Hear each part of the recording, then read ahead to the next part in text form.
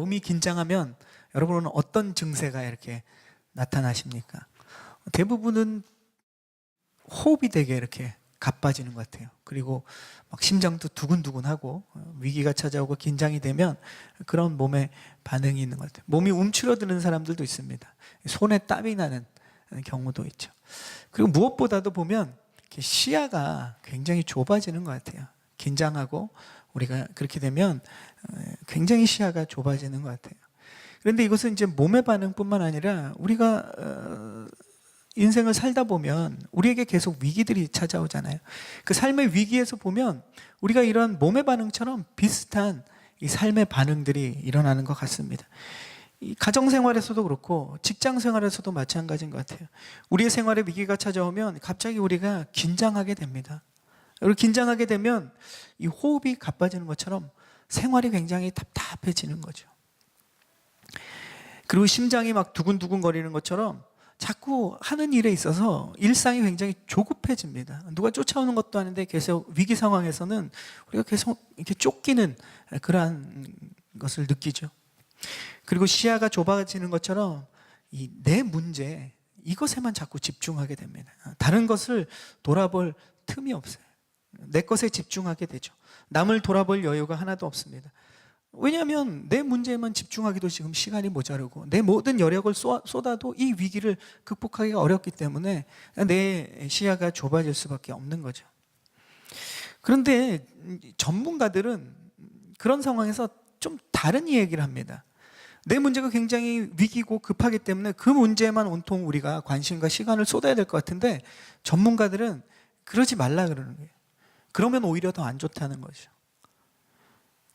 우리가 어려움에 처하고 위기를 맞이할 때 그럴 때는 오히려 내 환경에 집착하지 말고 거기서 한 발짝 떨어지라고 이야기합니다.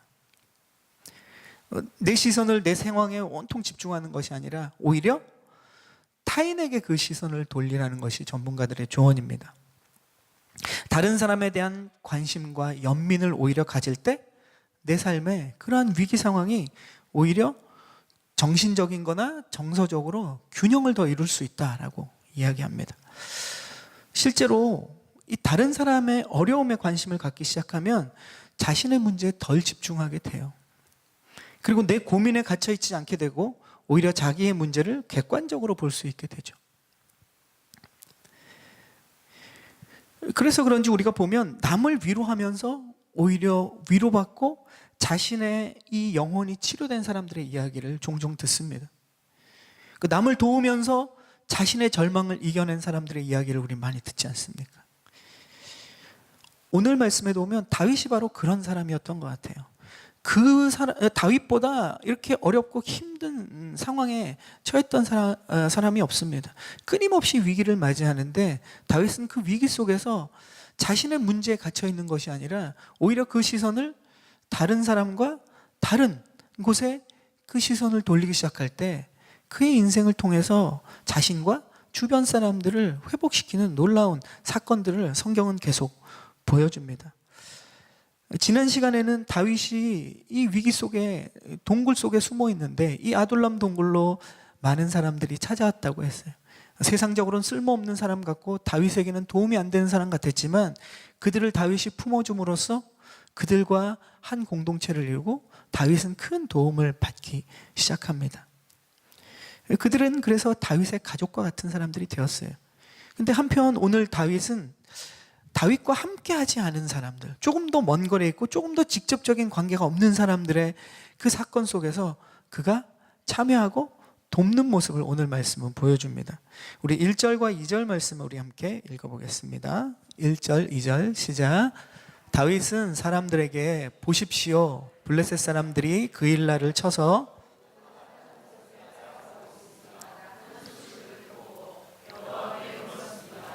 제가 가서 저 블레셋 사람들을 쳐도 되겠습니까? 여호와께서 다윗에게 대답하셨습니다. 가서 블레셋 사람들을 치고 그 일날을 구해 주어라. 지금 사람들이 다윗에게 와서 이야기하는 거예요. 그 일날 지역의 주민들이 지금 블레셋에게 타작마당을 탈취당하고 있다라는 소식을 전합니다.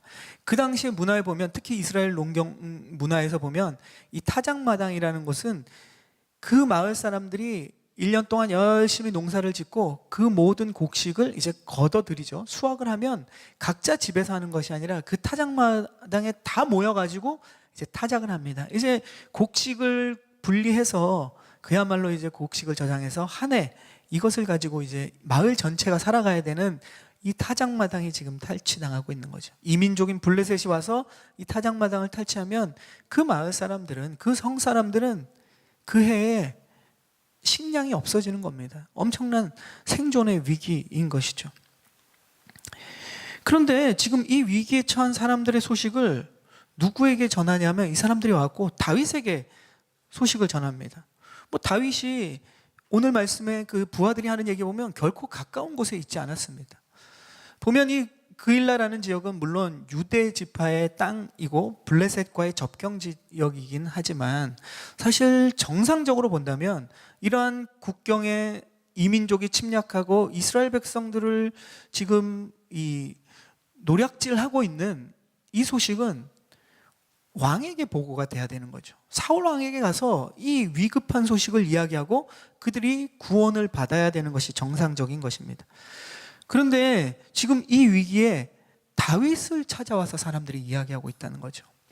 보면 사울은 이미 왕으로서 기대와 신뢰감을 다 잃어버린 것입니다. 사람들이 그 왕에게 와서 어떠한 도움도 받을 수 없다라는 것이 벌써 이제 사람들은 알고 있는 것이죠. 그래서 지금 다윗에게 찾아옵니다. 사울은 다윗 잡기에 자신의 모든 에너지와 노력과 관심을 지금 다 쏟고 있어요. 정작 자신에게 맡겨진 백성을 구원하는 일은 전혀 신경 쓰지 않습니다. 다윗이 이러한 사람들의 구조 요청의 소식을 듣고 하나님께 묻죠. 다윗이 하나님께 물은 것은 이건 내가 해도 할 필요가 없는 일을 내가 왜 해야 됩니까? 라고 물은 것이 아닙니다. 블레셋을 쳐야 합니까? 라고 물어본 것이 아니라 블레셋을 쳐야 하는데 제가 지금 쳐도 되겠습니까? 라고 물어봅니다. 치고 싶다는 자신의 이 의지를 하나님께 컨펌을 받는 작업인 것이죠. 오히려 그일랴 사람들을 구원하고 싶은데 하나님 이것이 하나님의 뜻이지요? 이렇게 묻고 있는 다윗의 모습을 우리는 오늘 말씀을 통해서 보게 됩니다. 하나님께서는 당연히 그들을 구해주라고 말씀하시죠. 다윗이 그일랴 백성들을 구하려고 하자 중요한 것은 함께하던 이 아둘람 공동체죠. 오늘 말씀에 이제 600여 명으로 늘었지만 지난주 말씀해 보면 400여 명 되는 이 군사들과 이 가족들, 공동체, 이 아둘람 공동체 사람들이 난리가 난 거죠. 이런 다윗의 의견에 반대합니다. 우리 3절과 4절 말씀 함께 읽어보겠습니다. 시작. 그러나 다윗의 부하들은 여기 유다에서도 이렇게 두려워하며 살고 있는데 그일라까지 가서 블레셋 군대를 친다고요? 하며 반대했습니다. 다윗이 여호와께 다시 묻자 여호와께서 그에게 대답하셨습니다. 그일라로 내려가라. 내가 블레셋 사람들을 내 손에 넘겨주겠다. 자, 아둘람 공동체의 사람들, 다윗의 이 측근에 있는 함께하는 이 장수들의 말은 당연히 그럴만합니다. 상식적으로 그럴만하죠. 저희가 그러한 다윗과 함께하는 사람들이었어도 이런 얘기를 하지 않겠습니까? 정신 차리십시오. 지금 우리가 지금 누구를 돕는다는 말입니까? 하루하루 지금 사울왕에게 발각되지 않으려고 목숨 부지하려는 이 노력만 해도 힘들어 죽겠는데 지금 다윗은 자신과 이 공동체를 전장터에 나가서 아예 존재를 드러내겠다는 거죠. 사울에게 발각되기로 작정한 것입니다. 그리고 지금 사울에게 발각돼도 도망갈 힘도 없는데 블레셋과 싸우면서 자신들의 이 에너지를 또 이 전력을 다 전투력을 다 낭비하고 나면 쓰고 나면 사울왕이 정작 찾아왔을 때 도망갈 힘이 전혀 없는 것이죠. 전략적으로나 군사적으로나 이 아둘람 공동체 전체를 보더라도 이 행동은 굉장히 무모해 보이는 행동인 것이죠. 다윗의 주변의 사람들의 이야기는 굉장히 현실적인 이야기입니다. 그런데 다윗은 현실적이지 않아요. 하나님도 현실적이지 않습니다. 우리는 되게 현실적이기 때문에 우리 안에 우리가 만든 하나님도 굉장히 현실적일 거라고 생각해요. 그래서 우리의 현실적인 계산과 결과를 통해서 하나님이 그것을 원하는 것이라고 생각하고 하나님을 거기다 맞추기 시작합니다. 그러나 오늘 말씀의 다윗처럼 그리고 하나님은 역시 현실적이지 않으세요. 하나님은 어떤 분이신가? 현실적이지 않고 현실을 넘어서는 분이십니다. 아멘. 그리고 현실을 넘어서려는 사람들을 도우시고 그를 통해서 하나님의 뜻과 하나님의 능력을, 하나님의 계획을 보여주시는 분이 바로 하나님이시라는 거죠. 우리는 이것을 알아야 합니다. 하나님께서 원하시고 일하는 방식은 우리의 세상의 경험으로는 이해하기 힘든 것들이 많아요. 그러나 우리가 만약 이 하나님의 말씀을 따라서 하나님의 방법을 따를 때 하나님께서는 그러한 사람들을 통해서 하나님의 약속을 이루신다라는 겁니다. 우리의 믿음이 거기까지 나가야 된다는 거죠. 다윗은 하나님께 다시 묻습니다. 그리고 오늘 우리 3절과 4절 말씀처럼 다시 하나님부터 확신과 용기를 얻어서 전장터에 나가죠. 그래서 하나님의 말씀에 순종해서 싸우자 그 현실을 넘어서는 하나님의 힘과 능력을 얻고 승리하고 그일라 주민들을 구할 뿐만 아니라 블레셋으로부터 또 가축과 또 재산들을 얻게 됩니다. 이 사건은 오늘 여기서 끝나지 않고요.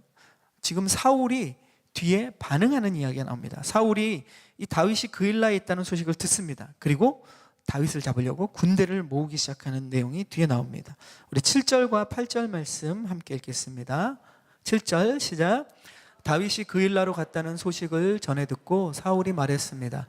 하나님께서 다윗을 내 손에 넘겨주셨구나. 스스로 문과 빗장이 있는 성으로 들어갔으니 이제 그는 도관에 든지다. 그러고 나서 사울은 출전하기 위해 모든 군대를 불러 모았습니다.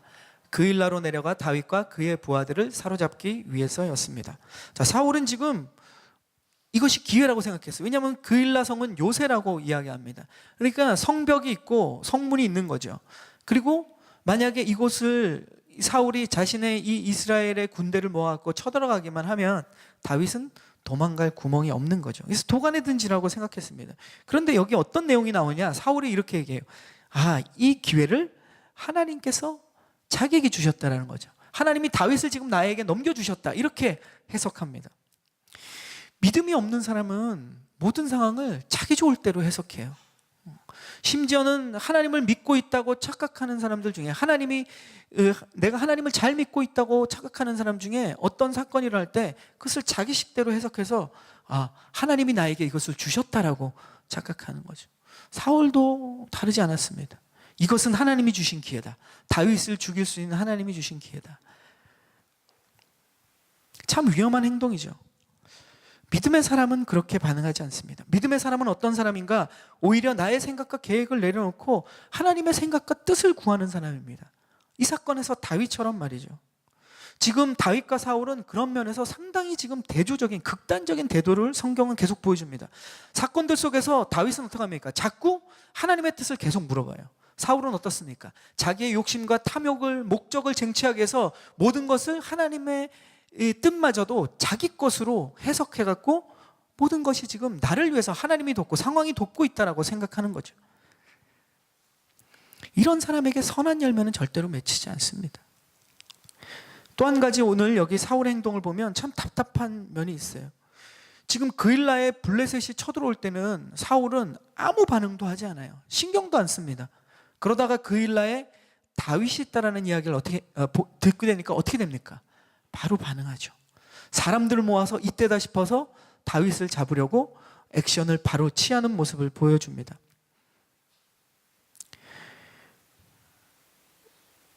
이 사울은 요즘으로 얘기하면 다윗을 죽이는데 자신의 모든 왕권과 이 권력과 힘을 사용했던 국가 권력 남용죄의 아주 대표적인 사람이죠. 그리고 백성들을 지키라는 이 임무에, 왕의 임무에 전혀 충실하지 않은 직무유기죄, 이거의 아주 대표적인 모습을 보여줍니다. 오히려 그일라에 가는 다윗과 이 사울의 역할은 지금 뒤바뀐 거예요. 왕이 해야 될 일을 다윗이 하고 있고, 지금 다윗이 해야 되는 이 일을 왕이 해야 되는데 왕은 자기 욕심을 채우기 위해서 지금 모든 것을, 상황을 만들어가고 있습니다. 왕인 사울이 백성을 구하러 가야 했지만 사울은 자기 욕심을 채우기 위해서 지금 다윗을 잡으려고 그일라로 달려가려고 군사들을 막 모으고 있어요. 신이 난 거죠. 하나님의 사람과 그렇지 않은 사람은 똑같은 상황인데 전혀 다른 반응을 보입니다. 우리가 이번 주에 큐티 말씀에도 그 사건이 이와 거의 비슷한 사건이 나와요. 광야를 가는 이스라엘 백성들 가운데 70인의 이 리더들이 예언하는 장면이 나오는데, 그 전에 보면 이스라엘 백성들이 이집트에서 10가지 재앙을 이집트에 내리고 이스라엘 백성들이 나오게 되죠. 또 홍해를 건너게 됩니다. 그리고 광야 생활에서 하나님의 율법을 받고 또 하나님을 예배하는 성막을 짓고 하나님의 인도하심을 쫓아가는 모든 과정에서 하나님께서는 단 한 사람에게만 말씀하세요. 모세를 통해서만 하나님이 다 알려주십니다. 모세를 통해서만 예언하게 하시고 모세를 통해서만 하나님이 하실 일들을 다 행하셨어요. 그런데 이 메추라기 사건이 일어나면서 지금 70여 명이 하나님이 그들을 부르시고 예언하게 하십니다. 모세가 혼자 하는 일이 너무 감당이 힘드니까 모세를 도와주시는 거예요. 그래서 이스라엘 백성 중에 70인의 리더들을 뽑아가지고 하나님의 성막, 이 회막 가운데로 오게 한 다음에 하나님이 영을 부으시고 예언케 합니다. 70여 명이 예언을 하게 되는 사건이 나오는데, 여기에 보면 70여 명으로 이렇게 불려진 호출받은 사람들이 있었어요. 근데 그 중에 두 사람이 무슨 이유인지 모르지만 그 호출받은 그 성막으로 나아가지 않습니다. 이스라엘 백성들이 다 거주하고 있는 진에 그냥 두 명이 남아 있었어요. 그런데 그 사람들도 하나님이 하나님의 영을 부어주시고 예언하게 합니다. 그러니까 이스라엘 백성들이 다 보게 된 거죠. 모세만이 하나님의 말씀을 받고 하나님의 예언을 받는 것이 아니라 다른 사람들도 예언을 받는구나. 자, 이런 사건이 일어났을 때 모세를 항상 따라다니고 시중을 들던 여호수아가 모세에게 이렇게 얘기합니다. 저 두 사람 지금 이스라엘 백성 안에서 예언하고 있는데 예언하지 못하게 해야 되지 않습니까? 이렇게 얘기합니다. 모세가 여호수아에게 이렇게 말하죠. 너가 지금 말하는 게 나를 위해서 말하고 있구나. 내 권위와 내 이러한 위치가 위태로울까 봐 너가 지금 저 두 사람이 예언하지 못하게 하는구나. 근데 내 생각은 다르다. 내가 바라는 것은 하나님이 저 두 사람처럼 모든 이스라엘 백성들이 다 하나님의 영을 받고 예언하길 원한다. 하나님과 깊은 친밀한 관계 속에서 하나님의 인도하심을 다 받기 원한다. 모세는 이러한 생각과 마음을 가지고 있었어요. 그런데 이 똑같은 사건이 일어났는데 이 사건을 자신의 욕심을 채우기 위해서 이용했던 두 사람이 나옵니다. 그 사람이 누구입니까? 미리암과 아론이에요. 그 두 사람은 모세의 누나고 모세의 형입니다. 그리고 미리암은 여선지자였어요. 미리암도 리더였던 거죠. 아론은 누굽니까? 대제사장입니다. 예배 담당 총책임자예요. 그도 리더였어요. 이 두 사람은 근데 이 똑같은 하나님이 영을 부으셔서 예언이 일어나는 이 사건을 가지고 어떻게 이용하느냐? 자, 이제 모세에게만 하나님이 말씀하지 않고 다른 사람들에게도 예언하게 하시고 이 기회가 찾아왔다. 그 두 사람이 나와서 성경은 모세에게 대들었다라고 이야기합니다. 이 사건을 통해서 미리암과 아론은 무엇을 하느냐? 자신들이 리더가 되려고 하는 욕심을 채우는 사건이 일어나는 것이죠. 그러니까 똑같은 사건에 전혀 다른 모세와 이 두 사람은 전혀 다른 반응을 하는 거예요. 하나님이 어떻게 그들을 정리해 주십니까? 미리암에게 문둥병이 내립니다. 이 상황을 자기의 욕심과 자기의 것으로 자기의 어떤 탐욕을 채우기 위해서 만드는 것이 잘못됐다는 걸 보여주세요. 미리암이 문둥병에 걸리고 이제 하나님께 모세가 간구해서 문둥병을 낳았지만 7일간 이 정결의 기간을 통해서 7일 동안 미리암을 기다리느라고 이스라엘 백성 전체가 일주일 동안 아무것도 하지 않고 움직이지 못하고 미리암을 기다리는 사건이 나옵니다. 하나님의 사람이 어떠해야 되는가? 우리는 우리의 삶의 환경에서 하나님이 원하시는 것이 무엇인지를 이스라엘 백성들은 전부 다 보았습니다. 하나님은 그 민수기에 그래서 그 사건 속에서 이렇게 얘기합니다. 모세가 이 세상에서 가장 겸손한 사람이다. 하나님의 사람, 하나님이 기뻐하는 사람, 하나님 겸손하다고 하시는 사람은 누구냐? 어떤 상황이 있을 때 그 상황을 내 욕심을 채우기 위해서 그 상황을 이용할 것이냐, 아니면 그 상황 속에서 하나님의 뜻이 무엇인지를 구하고 사람들을 돌아볼 수 있는 사람, 이러한 사람을 하나님은 찾으시고 그를 겸손한 사람으로 세우시고 주님은 그 사람을 통해 하나님의 일을 행하신다라는 것을 보여줍니다. 오늘 말씀에 나오는 다윗과 사울도 이와 똑같죠.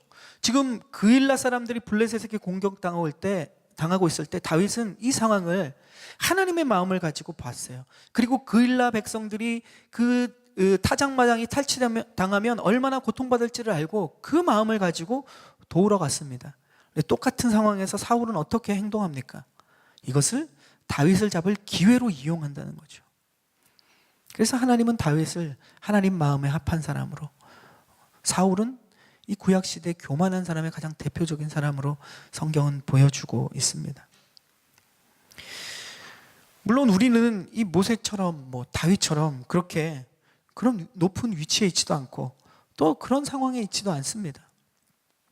하지만 우리는 우리의 상황에서 상황은 다르지만 동일한 마음으로 반응하는 것이 믿음의 반응이고 하나님이 기뻐하시는 우리의 반응인 줄로 믿습니다. 아멘. 테레사 수녀가 이런 말씀을 하셨어요. 우리는 이 세상에서 위대한 일을 할 수는 없다.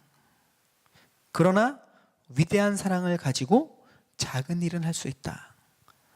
다시 얘기하면 우리는 세상에 이런 성경에 나오는 탁월한 사람 보면 그 사람의 일이지 나는 전혀 상관없고 내가 어떻게 그런 사람이 될 수 있나 이렇게 생각합니다. 쉽게 생각하고 나와 상관없는 말씀으로 생각하죠. 그러나 이 테레사 수녀를 통해서 우리는 우리의 삶에 우리가 그렇게 얘기하고 지나쳐버리고 그냥 우리 자신을 속여버리는 이 문제에 대해서 이 말씀에 귀를 기울여야 됩니다. 우리는 그렇게 위대하고 대단한 일을 할 수 있는 존재는 아닙니다. 그러나 하나님이신 그 위대한 사랑을 가지고 있기 때문에 우리의 삶의 자리에서 작은 일들을 할 수 있다는 거죠. 우리가 작은 일을 하지만 그 안에는 하나님이 하시는 역사가 있다는 겁니다. 아멘. 날마다 우리의 상황에서 그런 일들이 일어나요. 여러분, 날마다 여러분이 만나는 상황에 어떻게 반응하고 있습니까? 그 상황을 어떻게 사용하고 있습니까? 날마다 만나는 나의 삶 속에서 그 상황 속에서 하나님의 마음과 뜻을 생각하고 주위 사람들을 돌아보는 그러한 겸손의 사람이 바로 저와 여러분입니까? 아니면 똑같은 상황에서 내 이익과 내 욕심의 그것을 위해서 이 상황을 이용하는 그러한 교만의 사람입니까? 결과는, 그 열매는 우리가 너무 잘 알고 있어요. 그 결과는 변하지 않습니다. 하나님은 이 결과를 바꾸지 않으세요. 하나님의 방법이고 원칙입니다. 결국은 우리가 하나님의 이 방법을 따라가는 일만 남은 거예요. 그래야 선한 열매가 저와 여러분의 삶 가운데 생활 속에서 작은 것이지만 놀라운 열매들이 맺혀질 것입니다. 우리는 때로 힘든 생활 때문에 힘들죠. 우리의 삶이 날마다 힘듭니다. 때로는 이렇게 생각할 수 있어요. 나의 힘든 생활 사람들은 경험해보지 못해서 모른다. 내가 지금 당하는 이 마음의 고통 사람들은 모를 거야. 물론 모릅니다. 다 모르죠. 다 할 수는 없어요. 그러나 힘들고 그 어려운 생활 때문에 남의 어려움을 보고도 알고도 지나친다면 하나님이 오히려 그 사건을 통해서, 그 일들을 통해서 우리에게 부어주시고 회복시켜 주시고 반전시켜 주시고자 하는 그 축복을 놓치게 된다는 겁니다. 우리의 삶에서 다 나타나죠. 여러분이 직장 다닐 때 회사에서 보면 떨어진 휴지, 누가 죽겠지, 이렇게 생각할 수 있어요. 아닙니다. 내가 봤으면 내가 하는 것이 그리스도인인 거예요. 교회에서 마찬가지죠. 삐뚤어진 의자, 떨어진 휴지, 부서진 어떤 걸 보면 그것을 내가 봤으면 하나님이 지금 나에게 말씀하시는 거예요. 가정에서도 마찬가지입니다. 무언가 내가 아내를, 자녀를, 또 남편을 도울 일이 딱 보이면 저것은 나에게 보여주기 때문에 내가 그 일을 하는 것이 그리스도인이라는 거죠. 여기 자매님들보다 남편들이 더 찔리시겠죠. 저 역시도 남편들이 주로 보아도 보지 못하는 일들이 굉장히 가정에서 많지 않습니까? 아닌 것처럼 계시는데 저만 그런가 봅니다. 이거 나 말고 누가 하겠지 라고 생각하는 바로 그 일을 우리가 해야 되는 겁니다. 하나님은 우리에게 그것을 보여주시는 거예요. 섬김은 대단한 것이 아닙니다. 이런 작은 것부터 섬김인 것이죠. 그리고 그것이 그리스도인의 겸손이고 하나님이 저와 여러분을 통해서 하기 원하시는 것입니다. 내가 하지 않아도 되는 일을 하는 것, 이것이 겸손의 사람이고 하나님 마음에 합한 사람의 모습인 거죠. 우리가 모두 그런 사람이 되었으면 좋겠어요. 성경은 대단한 사람을 보여주면서 너희가 그렇지 못하다라는 것을 비판하지 않습니다. 아까 테레사 수녀의 말씀처럼 우리가 대단한 사람은 아닐지라도 우리의 삶의 자리에서 분명히 하나님의 그 대단한 말씀과 진리에 그리고 사랑의 능력이 있기 때문에 우리의 삶의 자리에 작은 것들을 할 수 있다는 거죠. 우리가 작은 것을 할지라도 그 작은 것을 통해서 드러나는 하나님의 역사를 저와 여러분이 체험하고 누리고 또 나눠줄 수 있을 줄로 믿습니다. 아멘. 그러한 사람이 되기를, 저와 여러분이 또한 그러한 우리의 삶의 자리 역사들이 일어나기를 주님의 이름으로 축원합니다. 아멘.